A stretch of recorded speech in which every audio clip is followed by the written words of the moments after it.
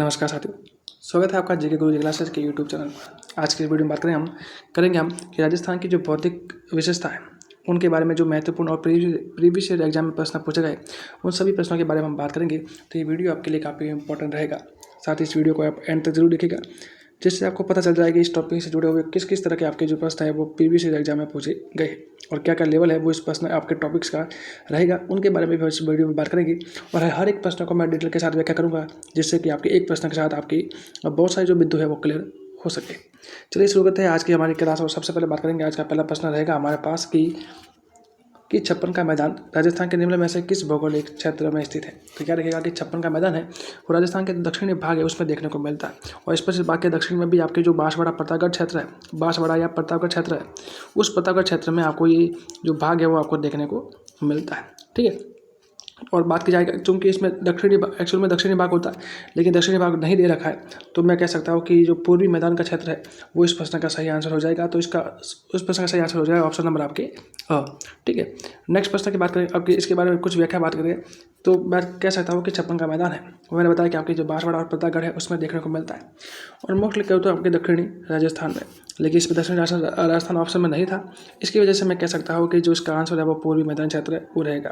तो इसमें याद रखेगा कि जो प्रतापगढ़ और बांसवाड़ा के जो मध्य का भाग है उसे और साथ ही जो 56 गांवों का समूह है, इस कारण इसे कहते हैं छप्पन का जो मैदान के नाम से भी आपके जानते हैं। नेक्स्ट प्रश्न है कि राजस्थान का कौन सा भौगोलिक क्षेत्र हाड़ौती के पठार के रूप में जाना जाता है। तो अगर हाड़ौती के पठार के रूप में पूछा जाए तो हाड़ौती का पठार होता है आपके कोटा बूंदी बारा और झालावाड़ वाला क्षेत्र होता है वो आपके हाड़ौती के पठार में आता है। यानी राजस्थान का आपके दक्षिण आपके पूर्वी क्षेत्र है वो आपके हाड़ौती के पठार में आता है। तो याद रखिएगा कि आपके दक्षिण पूर्वी जो भाग है, यानी ऑप्शन नंबर ए है, इस प्रश्न का सही आंसर रह जाएगा कि दक्षिण पूर्वी जो आपके पठार क्षेत्र है वही आपके हाड़ौती के पठार में आता है। बात करूँ इसके बारे में तो याद रखिएगा कि राजस्थान का दक्षिणी पूर्वी भाग है वो एक पठारी भाग है, जिसे हम दक्षिण पूर्वी पठार या फिर हाड़ौती के पठार के नाम से जानते हैं।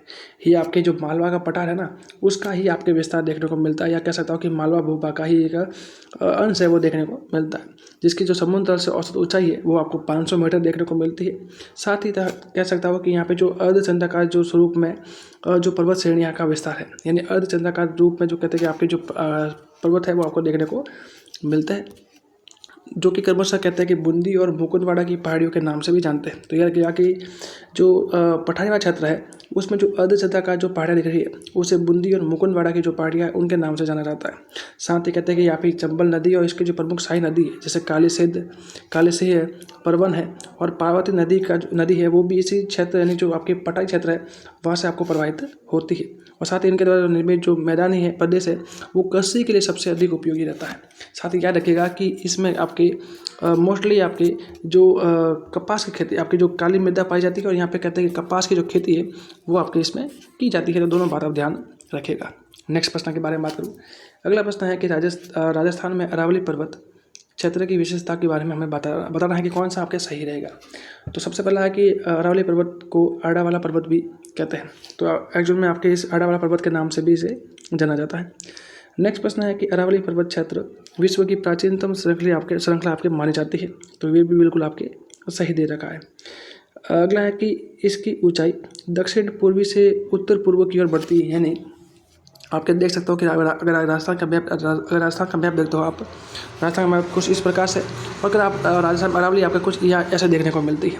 और ये कह रहा है कि अगर आप दक्षिण पश्चिमी से उत्तर पूर्व की ओर जाओगे तो आपकी ऊंचाई बढ़ेगी। यानी आप ऐसे इस दिशा में जाओगे तो आप कहते हैं कि आपकी जो हाइट है वो बढ़ी हुई दिखाई देगी। तो सीधा गलत है, कारण क्योंकि आप देखते हो कि सबसे अधिक ऊंचाई है ना वो यहाँ पे देखने को मिलती है। यानी आपकी जो मध्य अरावली के नीचे वाले है ना दक्षिणी अरावली, वहाँ पे आपको देखने को मिलती है, क्योंकि इसी स्थान पर सबसे अधिक जो गुरु शिखर है, शेर है, जरगा है, वो सारी जो पहाड़ियाँ वो देखने को मिलती है, जो कि आपके अरावली की सबसे ऊँची चोटी है। यानी ये मैं कह सकता हूँ कि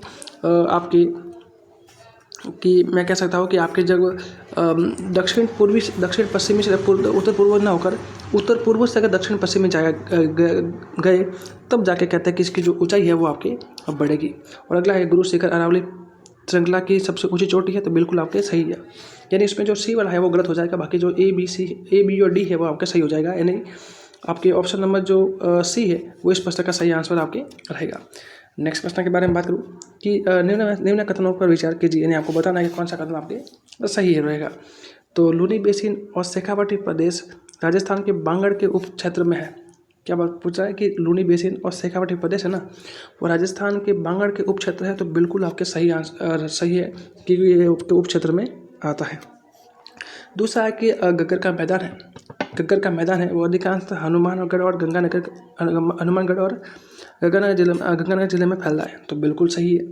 तीसरा है कि नागौरी उच्च भूमि लवणी जिले और आंतरिक जल प्रवाह का क्षेत्र है। तो ये भी आपके सही है।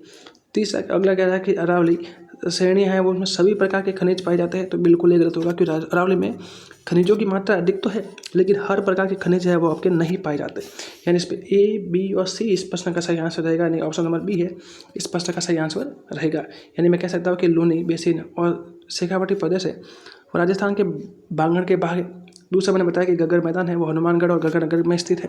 और नागौर की जो उच्च भूमि है वो लवणीय जिले और आंतरिक जल प्रवाह का पाया जाता है, लेकिन अरावली में सभी प्रकार के जो खनिज है वो नहीं पाए जाते हैं। तो ध्यान रखिएगा, क्योंकि और साथ ही क्योंकि ये प्रश्न है ना, आप देख सकते हो कि ये प्रश्न आपको आपके जो इस एग्जाम में भी आपके पूछा गया है। ठीक है, नेक्स्ट प्रश्न के बारे में बात करूँ। अगला प्रश्न हमारे पास है कि निम्न स्थल रूपों में कौन सा राजस्थान के मरुस्थल संबंधित नहीं है।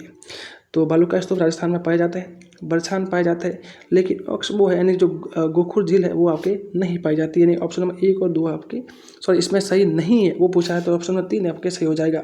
ठीक है, यानी कि 1 नंबर और 2 नंबर दोनों राजस्थान में पाया जाता है, लेकिन 3 नंबर राजस्थान में पाया नहीं जाएगा।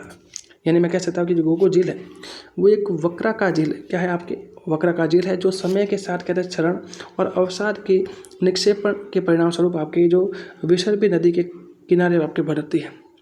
गोखुर झील है वो कहते हैं कि सामान्यतः अर्धचंद्राकार होती है, और ये नदियों के पास कहते हैं कि बाढ़ के मैदान और निचले इलाकों में पाई जाने वाली एक कहते हैं कि भूस्थल आकृति देखने को मिलती है। और इस प्रकार की झीलें है वो राजस्थान में आपको देखने को नहीं मिलती है। ठीक है, नेक्स्ट प्रश्न है कि राजस्थान का कौन सा पठार है वो कुंभलगढ़ और गुगुना के मध्य स्थित है। तो याद रखिएगा कि जो कुंभलगढ़ गुगुना के मध्य है वो आपके जो भोराट का पठार है, भोराट का पठार आपके कुंभलगढ़ और गुगुना के मध्य देखने को मिलता है। तो ऑप्शन नंबर बी इस प्रश्न का सही आंसर आपके रहेगा। नेक्स्ट प्रश्न के बारे में बात करूँ तो अगला प्रश्न हमारे पास रहेगा कि मैंने ये बता दिया कि गुगुना और कुंभलगढ़ के मध्य क्षेत्र है उसको भोराट के पठार के नाम से जानते हैं। अगला कि राजस्थान का सर्वोच्च चोटी कौन सी है। तो आपको सब भी पता है कि कॉमन सा प्रश्न है कि गुरु शिखर है वो सर्वोच्च चोटी में आती है, जो कि 1727 मीटर आपको देखने को मिलती है। अगला है कि गोडवाड़ प्रदेश से संबंधित है। गोडवाड़ है वो आपके जैसे वो आपके लूनी और जवाई क्षेत्र है ना, वो आपके गोडवाड़ क्षेत्र से संबंधित आपके रहता है, जो कि मैंने आपको ये बता दिया अभी। और अगला है कि निम्न में से कौन सा जो पश्चिमी मरु प्रदेश का उप प्रदेश नहीं है। पश्चिमी मरुस्थल यानी राजस्थान, मैं बात करूँ कि राजस्थान है और पश्चिमी मरु प्रदेश यानी राजस्थान के इस वाले भाग है वो आपके नहीं देखने को मिलता है। तो एक लिखा हुआ कि मध्य माही और छप्पन का मैदान आपको यहाँ देखने को मिलेगा। कहाँ पे आपको यहाँ देखने को मिलेगा।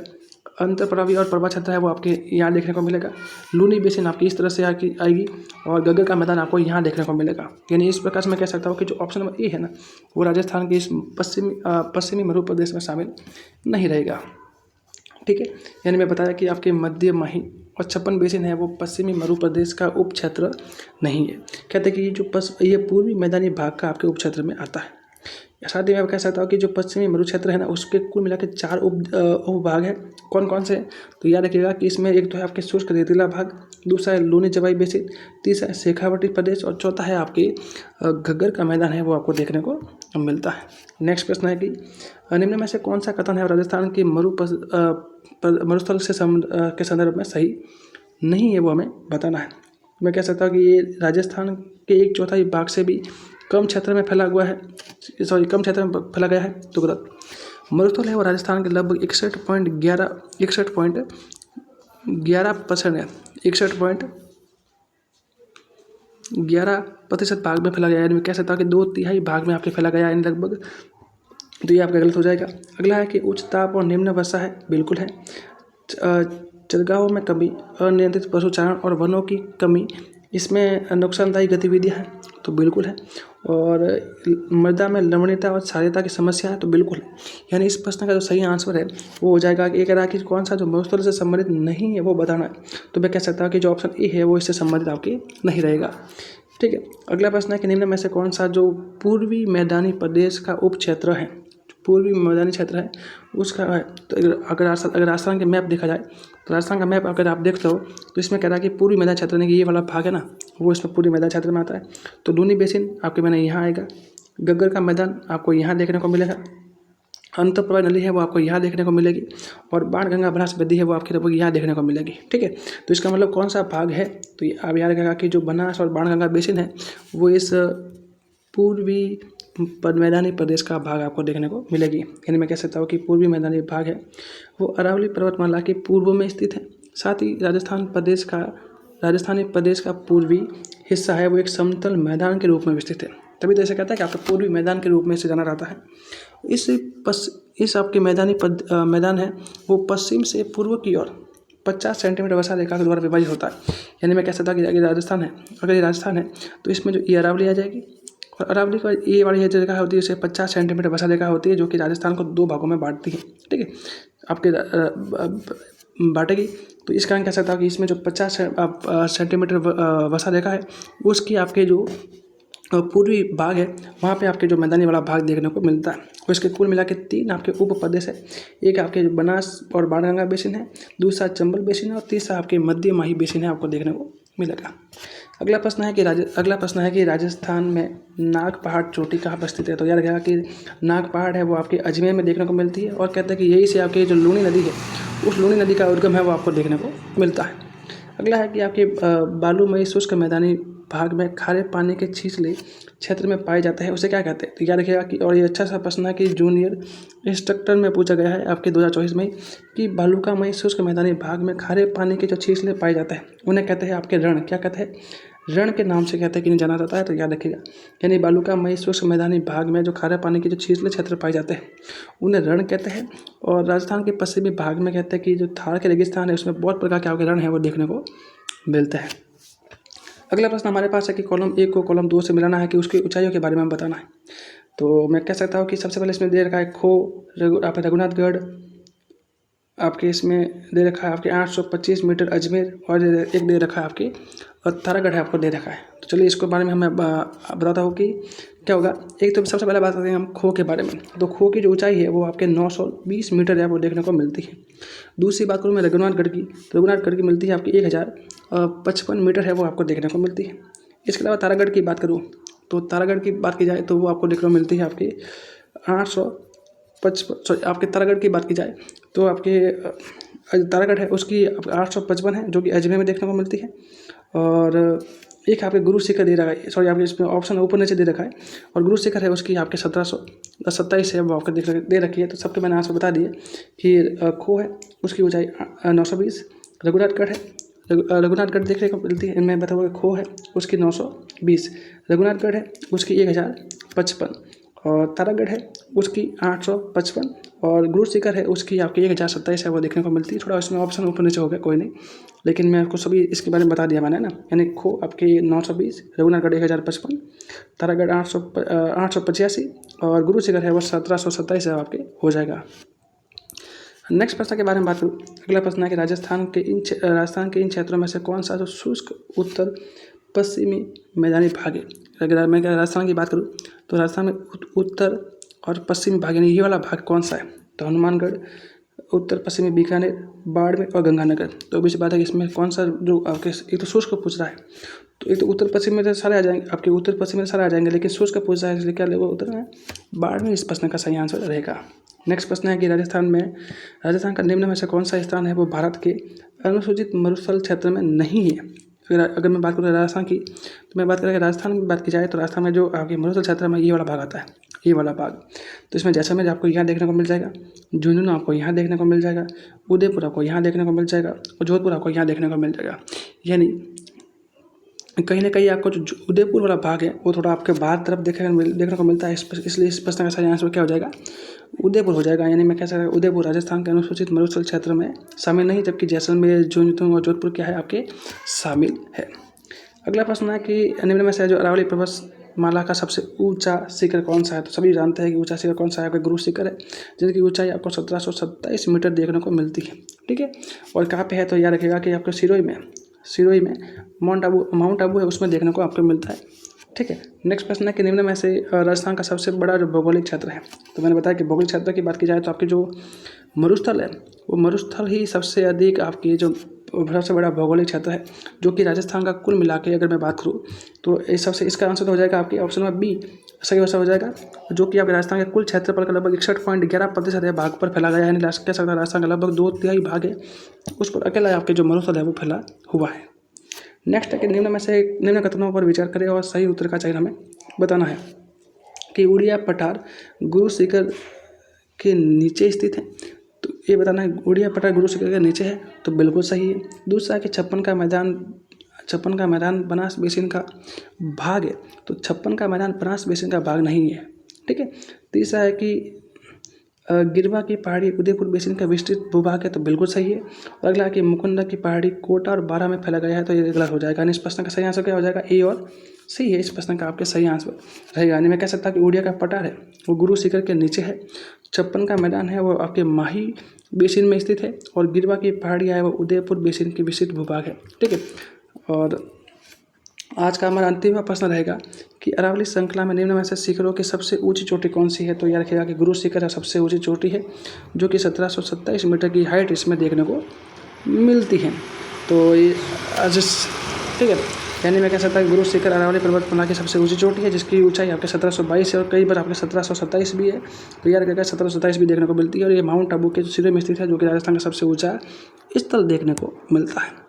तो आई होप कि जितनी भी हमने बातें करी इस वीडियो के माध्यम से और जितने भी हमने प्रश्न किए हैं वो आपको समझ में आए होंगे, और मैंने कोशिश करी है कि सभी जो प्रश्न हैं वो आपके किसी न किसी एग्जाम में पूछे गए हैं, उन्हीं को मैंने कलेक्ट करने की कोशिश है आपके करी है।